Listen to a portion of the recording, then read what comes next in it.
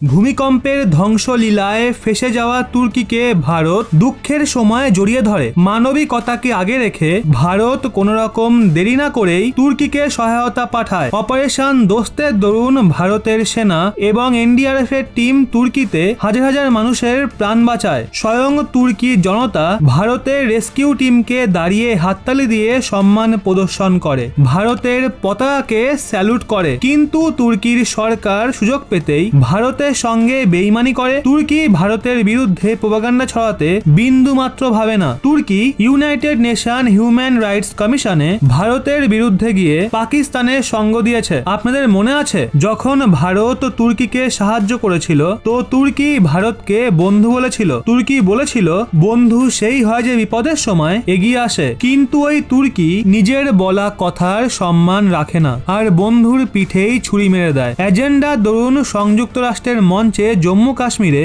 মানবাধিকার উল্লঙ্ঘনের প্রোপাগান্ডা চালানো হয়। এই প্রোপাগান্ডায় তুর্কি এবং মুসলিম দেশগুলোর সবচেয়ে বড় সংগঠন ওআইসি পাকিস্তানকে সমর্থন করে। ভারতও কোনো রকম দেরি না করে এদের সবার পোল খুলে দেয়। ভারত তুর্কি স্টেটমেন্টের প্রতি চিন্তা প্রকাশ করেছে। ভারত তুর্কি এবং ওআইসিকে প্রথমে পাকিস্তানের কার্যকলাপ দেখার সতর্কতা দিয়ে দিয়েছে।